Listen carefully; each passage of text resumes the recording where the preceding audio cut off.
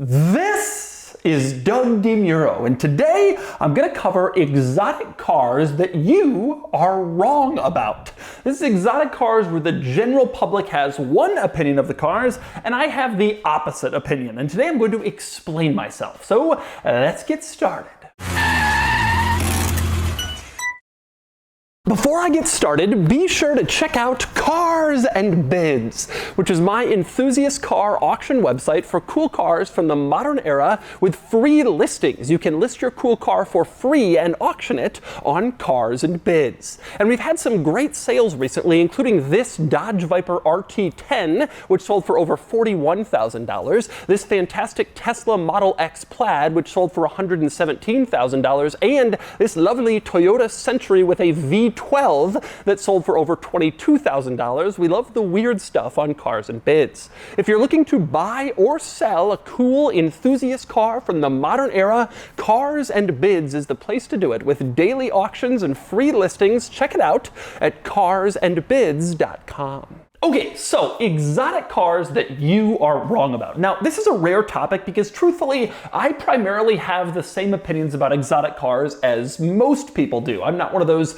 annoying contrarian YouTubers. I generally think, the McLaren F1, the Carrera GT are god, the Ferrari F40 is amazing, the F50 is weird looking, but we like it, the Vector W8 is insanely cool, etc. I share virtually all of those exotic car opinions. But there are a few times where my opinion of exotic cars differs from the norm, and I'm going to go through 7 of those with you today. Okay, let's start with the original Ferrari California. You are wrong about this car. These are fast, fun, cheap, and they're still a Ferrari. So everybody hates the original California because it's like the cheap Ferrari, the crappy Ferrari. It's the Ferrari you get if you can't afford another Ferrari. Listen to what that means, the cheap Ferrari, okay? It's still better than the most expensive Toyota, right? Like, this is still a really cool car. And even beyond that annoying reputation, the California just drives well. It's fast, it really is fast. It's fun to drive. It handles and steers like an exotic sports car. It's quick, it's precise, it's very well balanced. It's just a great car. It has a great sound, and most importantly, it's cheap. You can pick up California's early ones now for like $85,000 to $105,000. It doesn't sound cheap, but 2 things to keep in mind. Number 1, other Ferraris are a lot more money, and number 2, it doesn't lose all that much value, and it's also relatively affordable for the performance level. And I just think people are so obsessed with the fact that it's the cheap Ferrari that they're not thinking about the reality, which is it's still a damn good car. Okay, next exotic car that you are wrong about, that would be the new ACURA NSX. I have gone on the record many times about the new NSX saying that I think it's a fantastic car, and that opinion is generally not shared in the community. But I have felt this way since this car came out back in 2017.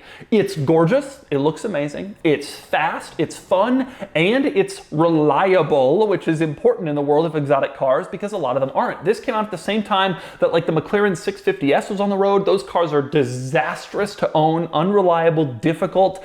Acura NSX is just as fast, in my opinion, cooler looking, and it's reliable, and it's way cheaper. You can get NSXs for like 150 grand. I don't think they're gonna go down from that point, maybe to 130, 140.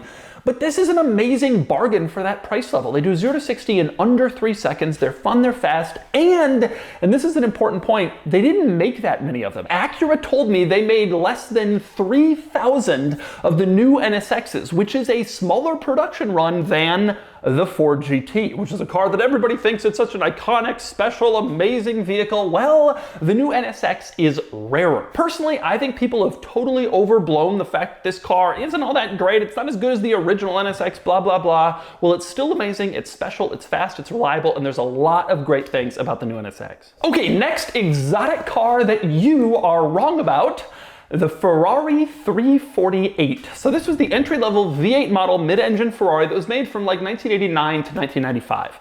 And for years, this car has been derided and criticized for being the crappy Ferrari from this era, the crappy V8 Ferrari. Nobody likes it, nobody wants it, etc. I have generally agreed with that opinion, but in the last few years, my view of the 348 has started to change a little bit. For one thing, it was often criticized for its performance. It just wasn't all that fast.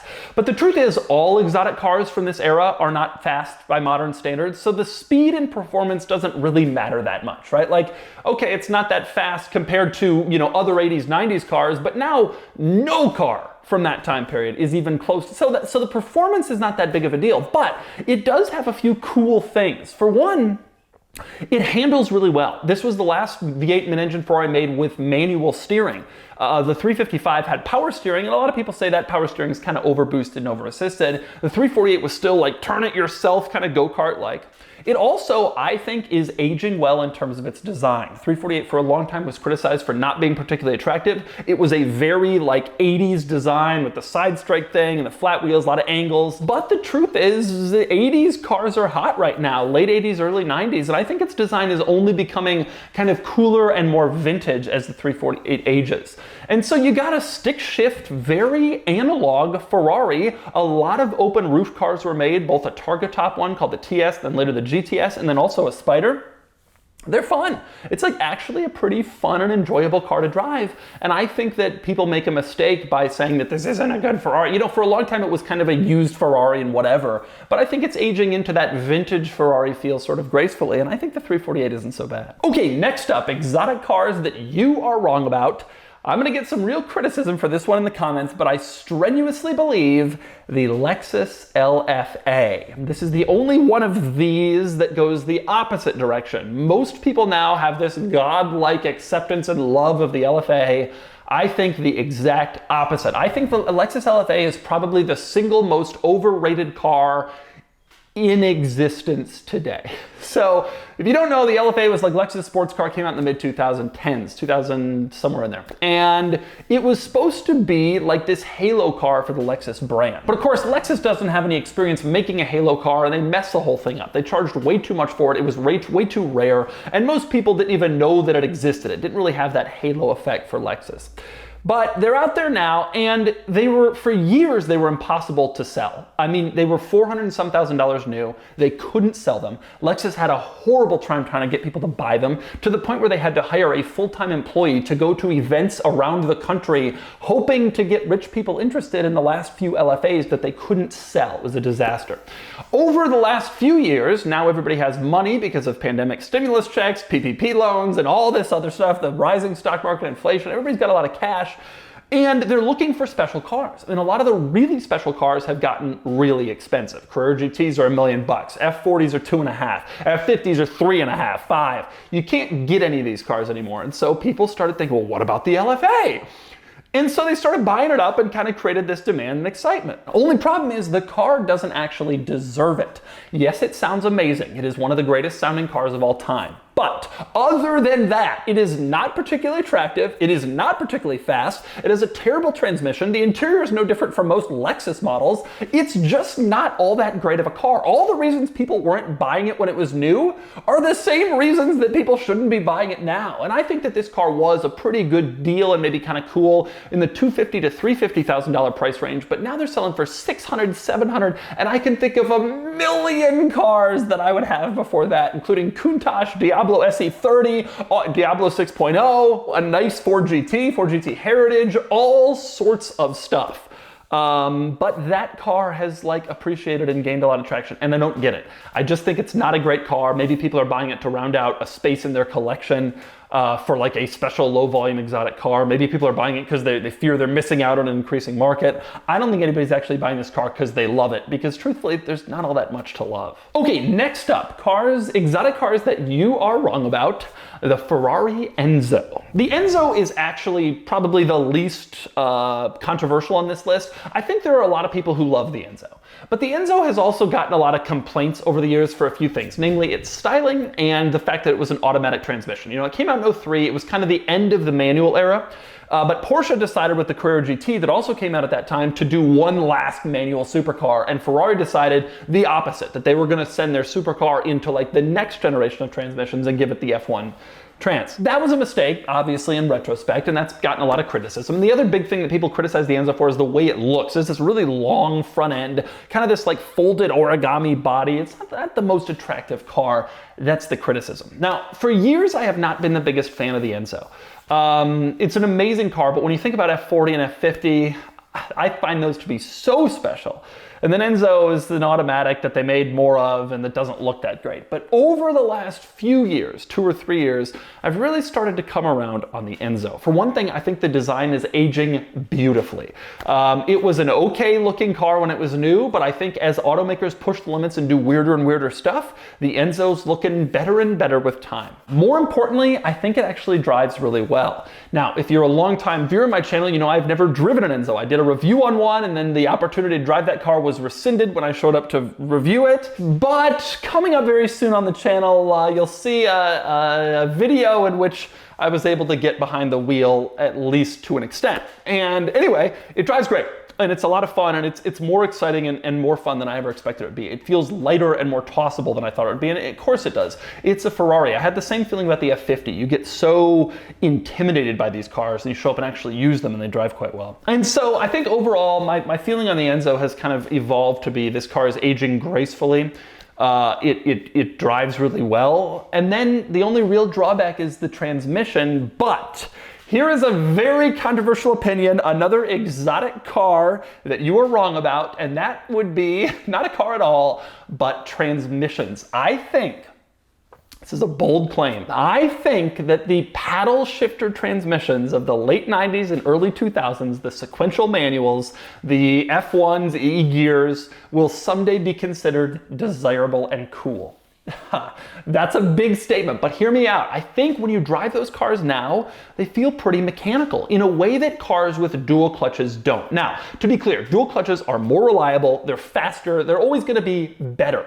But I think as cars start to make this switch to dual clutches, to plug-in hybrids, to fully electric, there's going to continue to be this draw to mechanical analog supercars and sports cars. And I think that absent the real manual transmission cars, the next thing people will start to desire might be these single clutches. They feel like you're shifting gears. You pull it, it feels like something mechanical is happening because it is. And it has a lot more of a mechanical analog feel than a dual clutch. And so I actually think that cars with the flappy paddles, as they were derisively called at the time, F1, E-gear, all of that, R-tronic, I think all of those might someday actually see some desire and appreciation as people look for more ways to make their cars feel mechanical. So that is a bold claim for exotic cars that you're wrong about, but watch it happen. And the ENZO would benefit from that. And so would the last car on my list, the last exotic car you're wrong about. That would be the original Aston Martin Vanquish. Came out in 2003. And most people agree this car is gorgeous, but most people also think that the transmission is terrible and that kind of ruins the car.